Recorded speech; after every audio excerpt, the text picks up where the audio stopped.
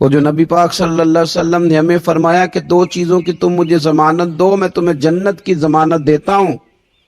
یا رسول اللہ کون سی؟ فرمایا کہ 2 جبڑوں کے درمیان جو تمہاری زبان ہے اس کی مجھے ضمانت دے دو، اور ایک تمہاری 2 ٹانگوں کے بیچ جو شرمگاہ ہے تو مجھے اس کی ضمانت دے دو، میں تمہیں جنت کی ضمانت دے دیتا ہوں۔ تو وہ ساری چیزیں جو رسول کریم صلی اللہ تعالی علیہ وسلم نے ہمارے لیے رکھی ہیں، ہمیں ان چیزوں پر توجہ کرنی، ہمیں غور کرنا ہے کہ یہ وعدے جو اللہ رسول نے ہمارے ساتھ کیے ہیں یہ سب سے زیادہ مضبوط ہیں۔ حضرت عبداللہ ابن مسعود رضی اللہ تعالیٰ عنہ روایت کرتے ہیں کہ نبی پاک صلی اللہ تعالیٰ علیہ وسلم نے فرمایا کہ اللہ تعالیٰ نے ہر جان کو پیدا فرمایا، ہر جان کو اللہ تعالیٰ نے پیدا کیا تو 3 چیزیں رب کریم نے لکھ دی اس کے لیے۔ ہر جان کو پیدا کیا تو اللہ نے لکھ دیا، کیا لکھا؟ اس کا رزق کتنا ہے یہ بھی رب نے لکھ دیا، عمر کتنی ہے، زندگی کتنی ہے یہ بھی رب نے لکھ دیا، اور جو اس پر مشکلات آئیں گی وہ بھی اللہ نے لکھ دی۔ اس کی حکمت کے تقاضوں کے تحت جو مشکلات آئیں گی انسان کی گناہوں کی معافی کا سبب بنے گی، نیک ہے تو درجات کی بلندی کا سبب بنے گی۔ تو جو مشکلات اس کی طرف آئیں گی، جو مصیبتیں، بیماریاں، تنگیاں، وہ سب اللہ تبارک و تعالیٰ کی حکمت کے تقاضوں کے تحت آئیں گی۔ اب انسان یہاں گھبرایا رہے، مایوس ہو جائے۔ ایک بات اب ذرا یہاں صوفیاء کہتے ہیں، وہ بھی سمجھنے والی ہے۔ وہ کہتے ہیں کہ اصل بات یہ ہے کہ جس رب کی طرف سے تو کرم قبول کرتا ہے نا، اس کی طرف سے آزمائش بھی قبول کر۔ وہ کریم جو تیرے اوپر رحمت کے دروازے کھولتا ہے، کبھی اپنی حکمت کے تقاضوں کے تحت تجھے کسی مشکل میں ڈالے تو اسے بھی تھوڑا سا قبول کر۔ ایسا نہ ہو کہ میٹھا ہے تو فٹافٹ تو قریب کرے، اور اگر تھوڑا سا تجھے کوئی ترش رویے سے، ترش جگہ سے گزرنا پڑے تو پھر تو گھبرا جائے۔ تو اپنے مالک کے سپرد جب اپنے آپ کو کر دے گا، پھر تیری طبیعت سکون میں آ جائے گی، تیرا قلب ٹھنڈک میں آ جائے گا۔ محمود غزنوی رحمت اللہ علیہ مالٹا کھا رہے تھے، ایک ٹکڑا اس کا، ایک خاش اس کی اپنے ہاتھ سے نکال کر کے ایاز کو کھانے کے لیے دی، ایاز فٹافٹ کھا گیا۔ بعد میں ایک ٹکڑا محمود نے اپنے منہ میں ڈالا تو بڑا کڑوا محسوس ہوا مالٹا، تو اس نے اس کو تھوک دیا اور ایاز کی طرف دیکھ کے کہنے لگا بہت ترش تھا، بہت کڑوا تھا، کس طرح تم کھا گئے؟ اللہ اکبر۔ تو ایاز نے جو بات کی وہ ہمیں سمجھاتی ہے کہ بندے کا رشتہ کس طرح کا ہونا چاہیے۔ ایاز کہنے لگا آقا ساری زندگی تیرے ہاتھوں سے میٹھے کھائے، آج ایک کڑوا آیا تھا تو میں اگر اسے تھوک دیتا یہ کو آئینے وفاداری تو نہ ہوا۔ انسان کو اللہ کی طرف سے نعمتیں آتی جائیں، رحمتیں آتی جائیں، تندرستیاں آتی جائیں، لیکن کسی جگہ ذرا کمزوری دیکھنی پڑے تو انسان اس جگہ ٹھہر جائے، اس جگہ وہ گھبرا جائے، وہم کا شکار ہو جائے، پتہ نہیں کیا ہو جائے گا، ان چکروں میں پڑ جائے، تو یہ بات درست نہیں ہے۔ اب یہ کہ ہم کیا کرتے ہیں، ہم نے اپنی ساری توجہات کا مرکز دنیا والوں کو بنا لیا ہے، دنیا والوں کو کیسے راضی کرنا ہے، ان کو کیسے سیٹ رکھنا ہے،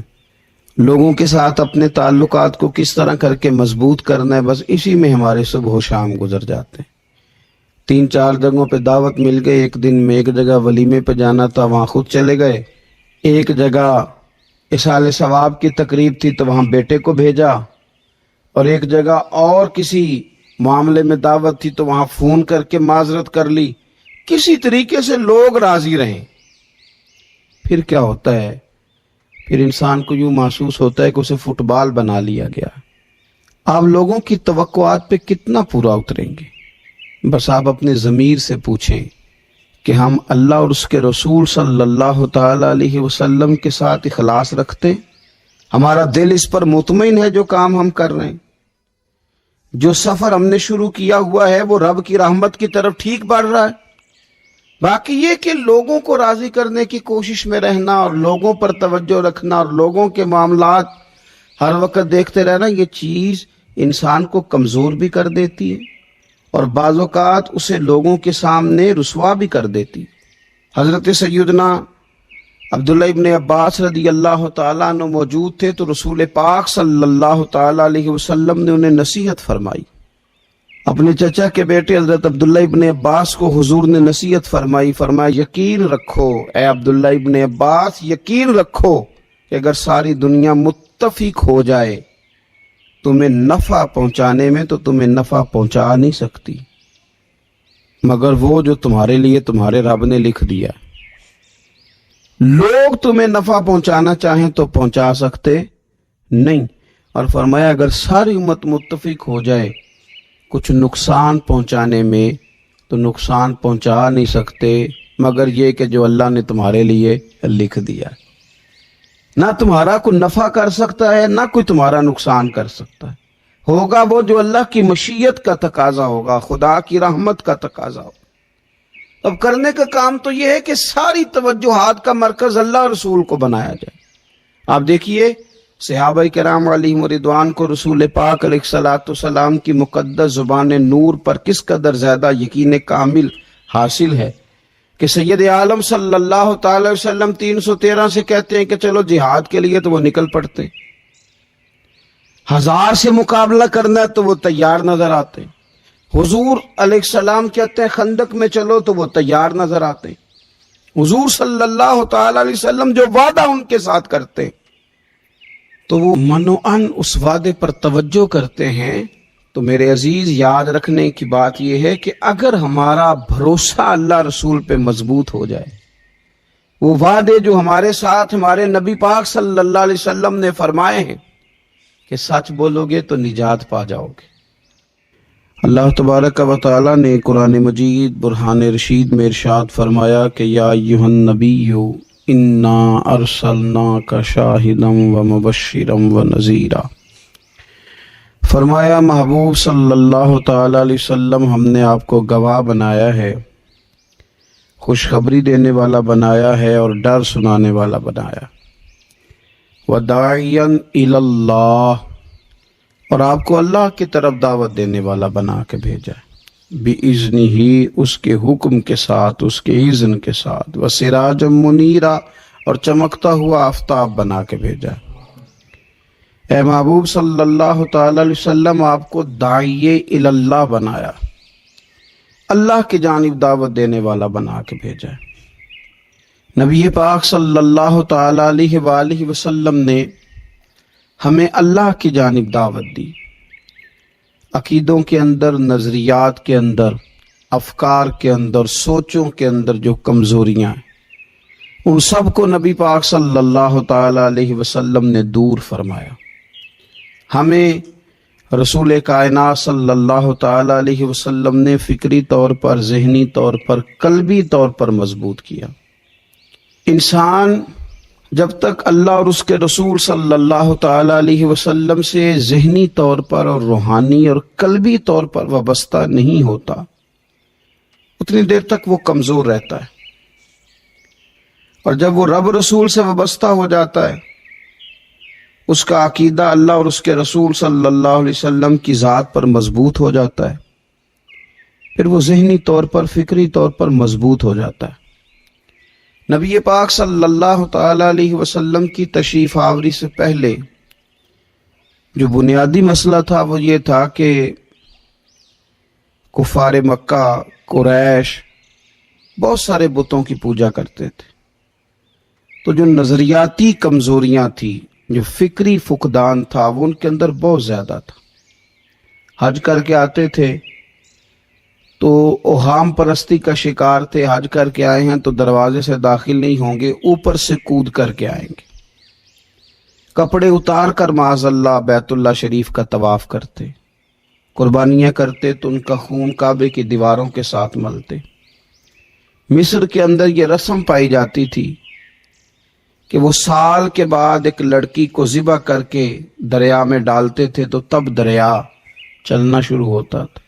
اور اس پر انہوں نے نظریہ بنا لیا تھا کہ ایسا ہوگا تو تبھی معاملہ آگے بڑھے گا۔ نبی پاک صلی اللہ تعالی علیہ وسلم نے ان سب لوگوں کو اللہ کی جانب دعوت دی، حضور علیہ السلام نے فرمایا میں تمہارے سامنے جو تعلیمات لے کے آیا ہوں ان میں کوئی اوہام پرستی نہیں، اس میں توہمات کا کوئی تذکرہ نہیں، ایک مضبوط دین، اللہ تبارک و تعالی کی ذات پر بھروسہ، اللہ تبارک و تعالی کی رحمت سے امید، ان سب چیزوں کو رسول پاک صلی اللہ تعالی علیہ وسلم نے لوگوں کے ذہنوں تک اتارا۔ جب تک انسان کا بھروسہ عام انسانوں سے وابستہ رہتا ہے، دنیا داروں سے وابستہ رہتا ہے، پیسوں سے وابستہ رہتا ہے، دنیاوی معاملات کے ساتھ وابستہ رہتا ہے، تو وہ کمزور ہوتا جاتا ہے دن بدن۔ اور رسول پاک صلی اللہ علیہ وسلم داعیہ الی اللہ ہیں، تو حضور نے ہمیں یہ سوچے دی ہیں کہ تم نہ اپنے آپ کو اللہ رسول سے وابستہ کرو، پھر یہ جو کمزوری ہے نا، کمزوری یہ تمہارے دل سے نکل جائے گی۔ ہم دیکھتے ہیں کہ آج بہت سارے لوگ ایسے ہیں جو مایوسی کی گفتگو کرتے ہیں، اگر غریب ہو گئے ہیں تو تب بھی ان کے جملوں میں معاذ اللہ مایوسی ہے، کہیں بیمار ہو گئے ہیں تو پھر بھی وہ گھبرائے سے ہیں، وہم کا شکار ہیں، اگر کسی جگہ کوئی آزمائش ان پر آ گئی ہے تو بھی مختلف توہمات کا وہ شکار ہو جاتے ہیں۔ اگر توجہ اللہ رسول کی جانب ہو اور وہ سوچیں جو رسول پاک صلی اللہ علیہ وسلم نے ہمیں دی ہیں، ان پر توجہ ہو، تو پھر انسان کسی وہم کا شکار نہیں ہوتا، پھر وہ مضبوط زندگی گزارتا ہے اور مضبوطی کے ساتھ آگے بڑھتا ہے، چونکہ اس کو سمجھ آ گئی ہے کہ میرا خالق اللہ ہے، رازق اللہ ہے، پیدا کرنے والا اللہ ہے، اور میرے تمام معاملات کا محافظ بھی میرا اللہ ہے۔ پھر وہ کمزور نہیں پڑتا، پھر وہ زیادہ امیدیں لوگوں سے وابستہ نہیں کرتا، دنیا داروں سے، سیٹھ و نوابوں سے زیادہ امیدیں نہیں وابستہ کرتا، پھر اس کی امیدیں اللہ سے اور اللہ والوں سے، پھر وہ اللہ رسول کی بارگاہ میں اپنے آپ کو پیش کر دیتا ہے۔ اسی طریقے سے اگر رحمت خداوندی کی طرف انسان کا خیال جائے، اللہ کے کرم کی جانب اس کی توجہ جائے، میرے رسول پاک صلی اللہ تعالی علیہ وسلم نے ارشاد فرمایا، آپ یقین کریں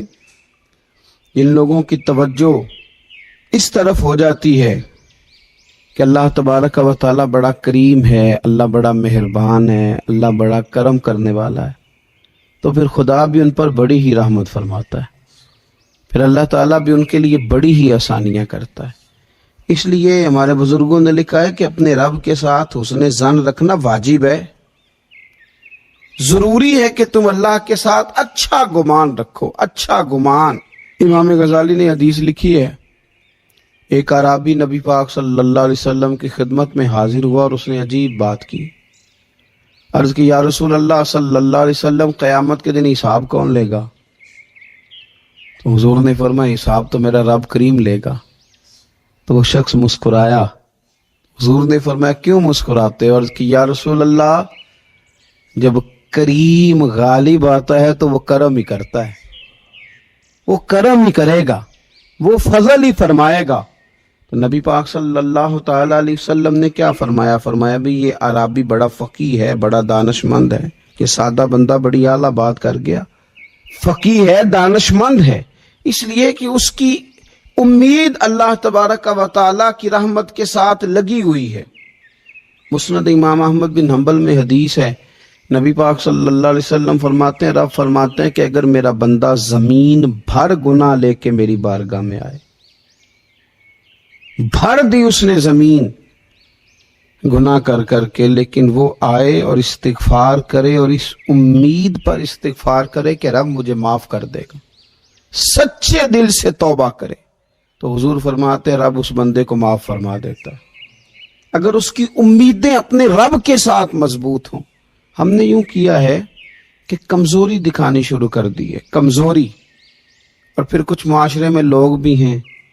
یہ کچھ جادو کا بتانے والے لوگ آ گئے ہیں جو ہر شخص کو کہتے ہیں کہ تجھے تو جادو ہو گیا ہے، جو ہر شخص کو یہ بات بتاتے ہیں کہ تیرے اوپر تو آسیب کا اثر ہے۔ ان لوگوں نے بھی لوگوں کو کمزور کر دیا ہے۔